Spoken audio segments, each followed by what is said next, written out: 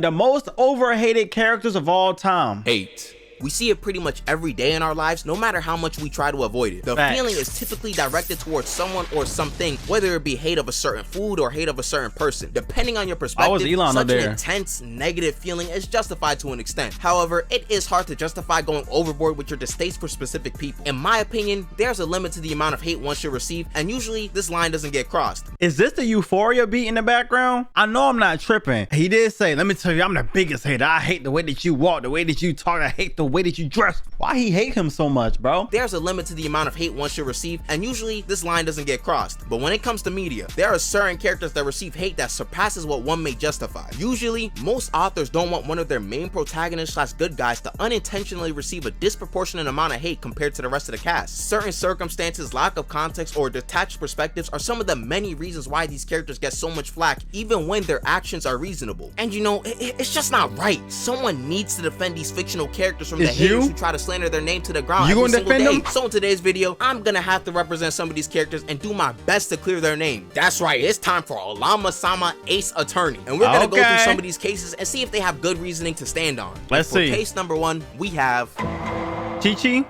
I can see why people hate ChiChi actually. She didn't let Gohan train. And if you're a Gohan fan, you probably do dislike her. I can see why. Your favorite character is a punk now that wears glasses. And anybody that wears glasses is a punk. I would know. ChiChi is a character from the Dragon Ball series who is the wife of the main character Goku, a mother of 2 sons named Gohan and Goten, and is also a martial artist and princess herself. Besides newer characters like Caulifla or Ribrianne, ChiChi seems to be one of the few characters from OG Dragon Ball that gets a lot of flack. Many fans seem to have similar opinions by saying, bro, I'm telling you, ChiChi is so annoying. I really do not like her.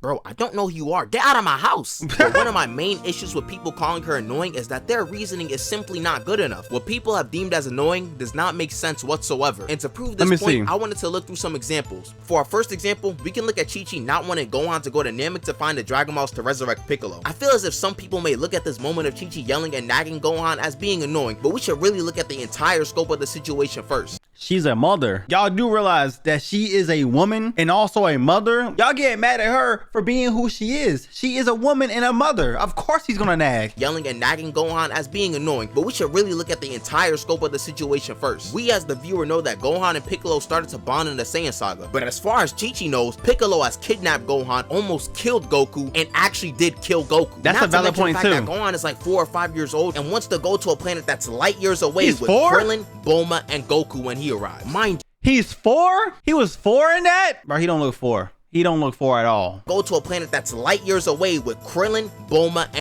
Bulma look really good right here. When was her hair like this? I ain't never seen this hairstyle. Maybe I gotta watch Dragon Ball again. Gohan is like 4 or 5 years old and wants to go to a planet that's light years away with Krillin, Bulma, and Goku when he arrives. Mind you, she has no idea what's going on out there, and neither does Gohan. For all we know, there's some evil space emperor that's willing to murk anyone for fun. Why would any parent want to take a risk like that with their preschooler of a... Gohan was also what? Gohan was also beaten up very badly after the Saiyan saga when ChiChi first saw him after literal months of him being gone. Valid point. Didn't think about that either. But listen, Olama-sama, she didn't let him train. She didn't train him. Nobody trained Gohan. That's all we care about, for real. We don't care about the logic stuff. For all we know, there's some evil space emperor that's willing to murk anyone for fun. Why would any parent want to take a risk like that with their preschooler of a son? Of course she's gonna freak out about an idea like that. Just let the adults handle the situation. Another example to look at is when ChiChi was mad at Gohan when he became a Super Saiyan. This instance might be more understandable to people, as some of y'all know that blonde hair is a standout feature in Japan and can be seen as a sign of delinquency in Japanese culture. So when Gohan pulls up with blonde hair, she's crying because she thinks he's starting to transform into some thug. For an analogy, imagine your significant other comes home with your child and they both got a bunch of Lil Wayne face tattoos. You're gonna start tweaking, and I'd say you're justified in doing so. Also, that's Gohan a good connection. A Super Saiyan, a combat enhancing transformation. But face tattoos and hair dye is 2 different things. Face tattoos you can't get rid of. Hair dye you can just dye it back black. But face tattoos, that's what you forever.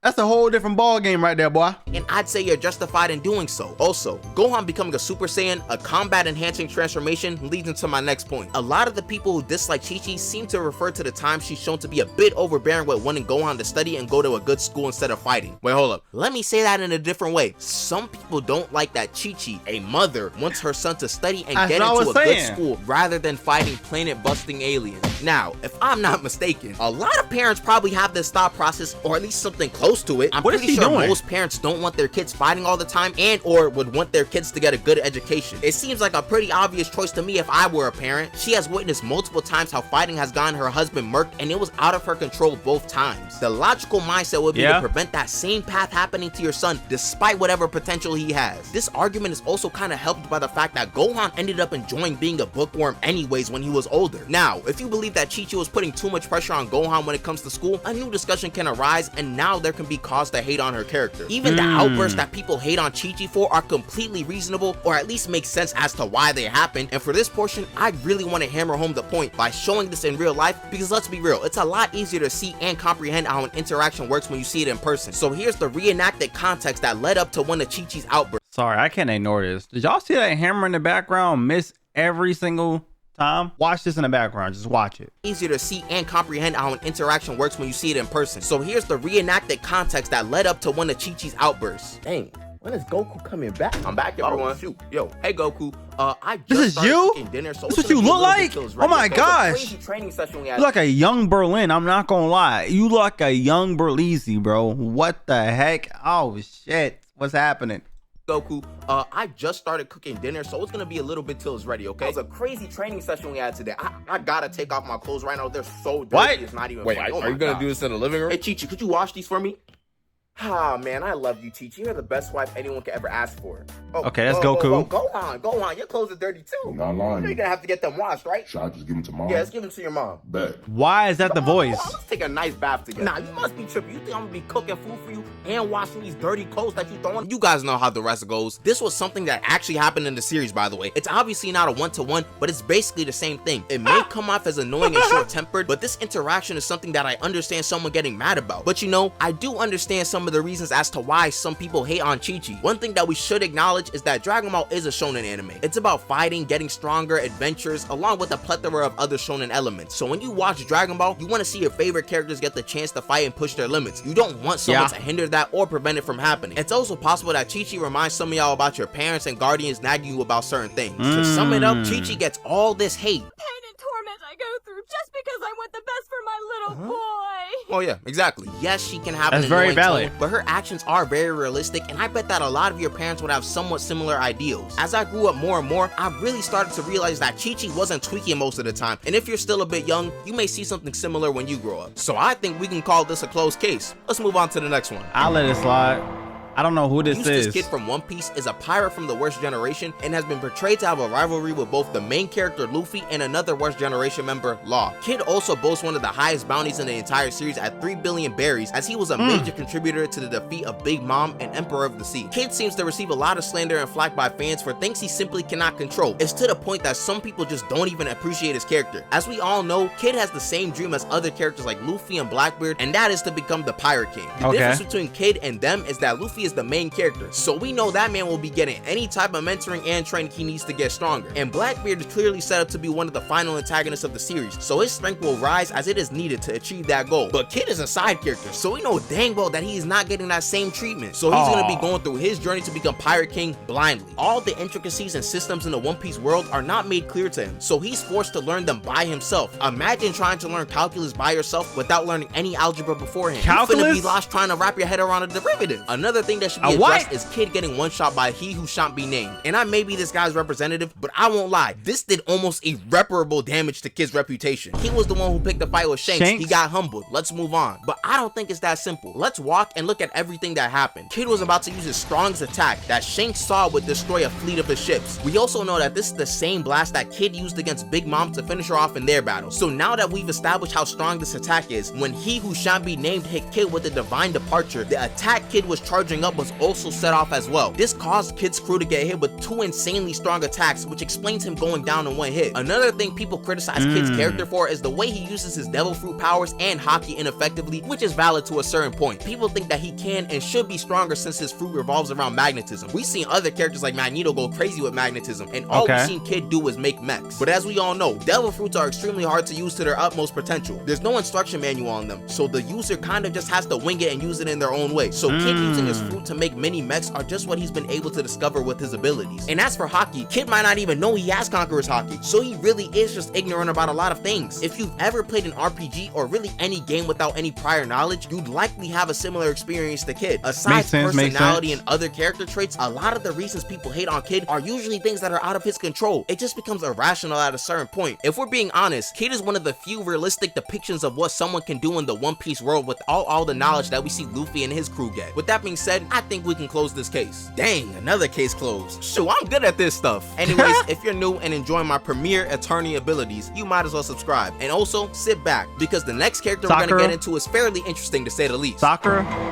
Let's see what you got to say, man. Sakura is a very popular, or unpopular, character from Naruto. She's a member of Team 7 and is the best medical ninja in the Leaf Village. The best? Now, Sakura is a very special case, as her actions in the anime can be pretty annoying. There's no justifiable reason as to why she's doing some of these things. Couple this with the fact that Sakura doesn't really have many moments in the anime of her doing relevant things, and you start to see why many fans dislike her character or just think she's useless. However, I did say that this was a particular— She's not useless. You literally just said that she's the best medical ninja. I've seen her heal some people before. That's not completely useless. I don't understand why people say she's completely like useless. She don't do nothing. She's a trash can. She helped people get up. That's a great power to have. There's no justifiable reason as to why she's doing some of these things. Couple this with the fact that Sakura doesn't really have many moments in the anime of her doing relevant things, and you start to see why many fans dislike her character or just think she's useless. However, I did say that this was a particularly special case and was very careful in my wording. Sakura in the anime is a victim of the animation studio, in this case Studio Pyrot or Pyro, I don't know how to say it, taking certain liberties for the anime. This means that they altered some of the source material at times, a lot of the times including unnecessary changes. And seriously, there are a lot more than you think, and some of these moments are key to why some fans don't like this character. I gotta read the manga? A lot of the scenes we see of Sakura hitting moments are key to why some fans don't like I don't even know what scene this is. this character. For example, a lot of the scenes we see of Sakura hitting Naruto are just filler scenes that the anime added. I promise y'all, this is one of the big reasons why people be hating on Sakura. Then there's the fact that Sakura is also just not that mean to Naruto in the manga. Like this scene, for example. Sakura is laughing because she sees that Naruto is stressed out from taking a written test. I think we can all agree that's pretty effed up. You laughing because your own squad mate is about to struggle on this test. But guess what? This never happened in the manga at all. Sakura is genuinely concerned for Naruto. Why did they change this? I don't know. Why did they? We also need to acknowledge that the studio added unnecessary dialogue that makes Sakura seem more useless and dumber than she is. Like here in the anime, she's talking about whether she'd save either Naruto or Sasuke, when in the manga she's determined to save both. One just looks like someone who's conflicted between saving friends, while the other wants to save both no matter what, even if she So in isn't the manga, Sakura a real one. We've been lied to, manipulated, all that good stuff. Why they do that? I'm gonna go around telling people I'm a Sakura fan, but only in the manga so I can seem different. One just looks like someone who's conflicted between saving friends, while the other wants to save both no matter what, even if she isn't the strongest. They also just cut out some of the scenes where Sakura is helping Naruto or Sasuke in battle. We should all know how much of an effect that has on the viewer. If I never see someone contribute in battle, I'm going to assume that their value is not very high when it comes to combat. Another major part that the studio left out was the development between Sasuke and Sakura romantically. Now for me personally, in the anime, it felt like the relationship was a bit rushed. It made sense, but the execution just felt a bit off. Come to my knowledge that in the manga, there were actually multiple scenes of these two sharing mutual feelings towards each other. Even something as little as the two blushing makes the relationship seem more mutual than one-sided. All you see in the anime, it definitely seemed one-sided in the anime. I'm not gonna lie. I thought she was geeking, you know what I'm saying? But whole time in the manga, they liked each other. I thought he was like one of them emo people that he ain't like nobody. But now it all makes sense. They didn't want us to like her for a reason, and I'm gonna be the one to find out. Why did they switch all this shit around? Seem more mutual than one-sided. All you see in the anime is Sakura glazing Sasuke every other second, and Sasuke basically pushing her away. Like, no, like seriously, let me drop the lawyer act real quick. Personally, I'm not a manga fanatic and typically prefer watching the anime. However, However, I really hope y'all see that the anime can be drastically different from the author's original's intentions. I really do feel that a character like Sakura would be looked at way differently if the adaptation was better. Anyways, back to the bit. So as you can clearly see, a bulk of the hate that Sakura gets is from the animation studio doing a complete injustice to some of her better moments in the manga. If the anime didn't take as many liberties, I guarantee that Sakura would not be as hated as she is now. With that being said, I think I can say we have closed yet another case. If y'all really want to hate on a character, go hate on that bum Kiba. He don't even do nothing. You know what? My bad. Let's move on to the final case of the day. Crazy Stray. Yamcha? I don't hate Yamcha. The last case I wanted to briefly tackle is Yamcha. We all know. I feel like that one meme of him like in a dome or some shit, or in the crater in the ground when he's like laid out, changed his whole perception. And he only has one move that I remember the name of, Wolf Fang Fits or something like that. Other than that, I don't know. I feel like y'all should hate on Tien or something. Chatsu. But Chatsu a real one because then he like sacrificed his body for the greater good. Yamcha. We all know about Yamcha and how he's the most memed character in all of Dragon Ball. Even the series makes references to Yamcha getting baked. It's no secret. So what's the problem here? Yamcha doesn't truly get hate and vitriol thrown his way, so why is he even here? I decided to bring up Yamcha's case because I think the meme has gone so far that people don't even remember what happened in that fight. So let's run through his infamous battle with the Cybermen real quick because I think it should be enjoyable and eye-opening. So the fight starts and Yamcha seems to be the better fighter and well prepared for this. He gets thrown into the air, but he uses the sun as an advantage to start his offense. Yamcha then blitzes the Cyberman and hits it with the Kamehameha to seemingly defeat it. Then after boasting about his victory, the Cyberman then sneaks Yamcha and attaches itself to him and blows up. Thus, the meme is created. The problem isn't that Yamcha gets memed on or that people make fun of his death. That part really doesn't matter. It's the fact that people see this image and think Yamcha just got murked with no difficulty whatsoever, which you can't tell me that some people don't believe. A lot of people probably forgot that he got snuck in the first place and have ran with this notion of Yamcha being some bum that got baked by Cybermen. Technically he is. He allowed himself to get snuck like that over there boasting because you beat some Cybermen. You should have been locked in. Hey, this is his fault. Everything that happened to him is because of him. You don't see Goku or Vegeta getting cooked like that. The fact that people see this image and think Yamcha just got murked with no difficulty whatsoever, which you can't tell me that some people don't believe. A lot of people probably forgot that he got snuck in the first place and have ran with this notion of Yamcha being some bum that got baked by Cybermen. That notion is only partially true. Yeah, I'm not gonna lie, to be honest, I don't even know if this case is even closed. I'll leave that up to y'all. Now, I do plan on making a part 2 to this video that'll drop later.